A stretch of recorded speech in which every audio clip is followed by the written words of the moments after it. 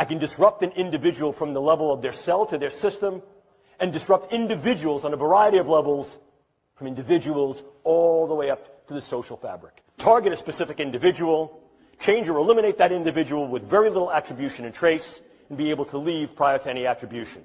Who here actually feels like they are under surveillance pretty regularly? Anyone occupied, no?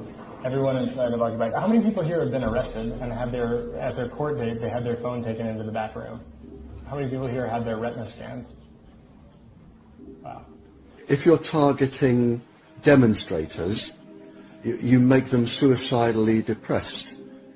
And they don't care about demonstrating anymore because they're too upset. With one pulse frequency, you can just make people so suicidal, they can't be bothered to act like a demonstrator anymore. All they want to do is sleep or lay in bed all day.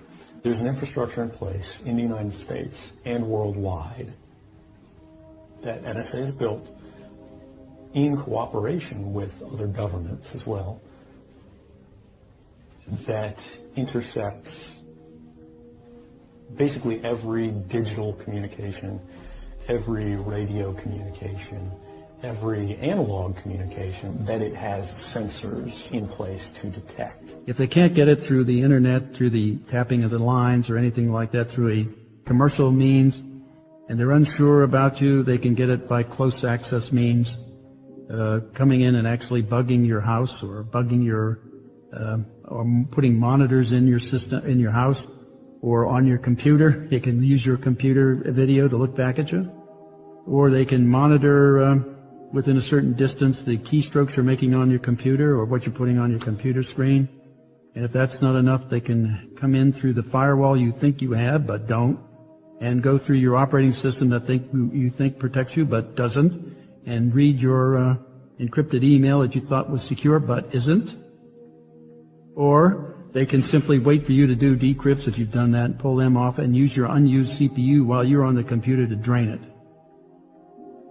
It's called active attack. We are in a new Cold War, and this is why countries are developing this. I mean, really developing this. And this is why all of the microwave transmitters are going up everywhere. Because somebody, if they wanted to, could use them for other effects. The system is up and running. MIT was awarded a number of years ago to Woody Norris. This is 2005 or 2006. And that award was $500,000 for doing what's called acoustic heterodyning, being able to send a signal from 2 points into an individual so they literally hear a voice in their head that nobody around them hears. I mean, voices are the easiest ones because all you have to do is stimulate the cochlea with a set resonant frequency. It's very easy. Voices are very easy. And it isn't people imagining voices, they physically hear them. You can physically make people hear voices, certain voices, and it can be any conversation, and it can be anybody you want to hear. It can be a soft, angelic voice, it can be a god, it can be something that scares you like a devil, it can be anything. DARPA let a couple of contracts back in 2011, 2012 to the University of California for what's called electronic telepathy, being able to monitor the brain activity of human beings at a distance and determine what they're thinking. And then on a second contract, actually developing complex signals, being able to send them into the brain of another person, literally transmit a message. This is where the technology is today. After 9/11 and the birth of Homeland Security, fusion centers were set up to monitor U.S. citizens, and the U.S. Department of Justice legalized non-consensual experiments on the public. These fusion centers employ civilians to target individuals and harass them, intimidate them, vandalize their property, and interfere with their day-to-day life. This is known as Gangstalking. Former high-ranking FBI agent Ted Gunderson reported in 2011 that himself and thousands of others were being targeted.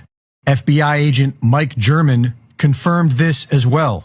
Several federal agents have reported that they were targeting individual Americans, including people who were simply pro-life, and that they were pressured to put more people on their targeting lists to legitimize more federal funding. These Homeland Security fusion centers are able to put any American citizen on the terrorist watch list without any reason or due process. In 2012, NSA whistleblower William Binney reported that the feds are conducting comprehensive surveillance on nearly every U.S. citizen and targeting whomever they please. In 2014, Glenn Greenwald exposed the methods used to target individuals, such as hacking into people's social media accounts, posing as that person, and contacting their friends and coworkers. TargetedJustice.com is currently working on suing the federal government for targeting individual U.S. citizens with different high-tech weapons, including directed energy weapons. The Havana Syndrome, when diplomats in Cuba were attacked with directed energy weapons, was not an isolated event. There are thousands of individuals who claim to be under this same sort of attack, and they have the scars to prove it. As far back as 1976, the technology to remotely alter brainwaves has existed, including voice-to-skull technology that allows the government to directly transmit voices into people's brains. As bad as all this is, it is likely to get much worse. In 2017, Dr. James Giordano gave a lecture on the latest government technologies to target individuals, such as neuroweapons to control brain function and modify memories. I'm looking to target key individuals who may then be influential to relative aspects of their representative groups. I can affect individuals' brain functions in a variety of different ways, both positively and negatively, by engaging or disengaging nodes and networks of the brain that therefore affect their cognitions, emotions, and ultimately their behaviors. Something my colleague Jamie Canton likes to play with an awful lot is the idea of specialized neural operations. And here, once again, we're talking about the use of either drugs and or devices to modify the integrity of brain function that we realize can also modify individuals' perception of time and space. We talked earlier about how these may be used in interrogation scenarios, and this too may be used against key individuals to be able to modify their perception of time, their perception of what occurred and what did not, memory modification, etc. Nanoparticulates that can give an individual a stroke. So what we're able to do here is infiltrate the brain space with nanoparticulate matter that aggregates in situ, on site in the brain, and does one of two things. Either penetrates from the vascular space, gets in through the bloodstream, gets in through the nose, through the mucosa, or infiltrates the vascular space and clogs it. What is the result? What's called a nanoparticulate stroke, or a hemorrhagic diathesis, fancy word, for it's a predisposition to individuals having brain bleeds. He explains how they can make people sick with an undetectable illness to make them go crazy. What I'm doing is I'm using a dispersion methodology to be able to infect sentinel cases with a highly morbid condition. These individuals complain. Again, this is a central nervous system condition. So they're complaining of whatever the bug may do. It'll produce some cascade of neurological and neuropsychiatric signs and symptoms. What I've now done is I've got every individual who is diagnostically hypochondriacal, and I've got every individual who's the worried well flooding the public health system, banging on the door. The CDC comes back and says, nonsense, that's not real. CDC comes back and says, nonsense, that's not real. I come back and say, that's fake news. We are learning new details tonight about suspected directed energy microwave attacks targeting CIA officers and top national security officials. We first started hearing about them, and we told you about them here on Special Report in 2016, shortly after then President Obama opened the embassy in Havana, Cuba. National security correspondent Jennifer Griffin at the Pentagon has the latest tonight about a suspected attack here at home.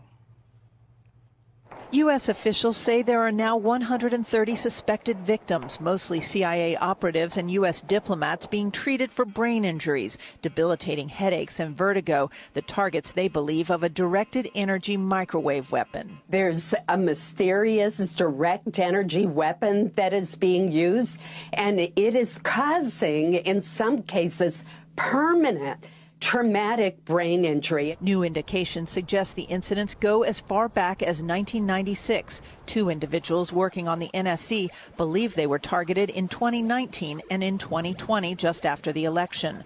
One was near the White House and one was walking her dog. The Russians have been working on mobile microwave weapons for years. We have to get more information, and we got to tell the public what's going on. The U.S. Air Force and tech firm Epirus have developed a mobile high-energy microwave weapon to bring down drones. Epirus is also working on a miniature variant of the weapon that can be easily transported on a pickup truck. This is the type of technology that might be targeting American diplomats. The CIA is now taking the issue seriously, but without the actual weapon, U.S. officials don't know who to blame and how to stop these alleged attacks.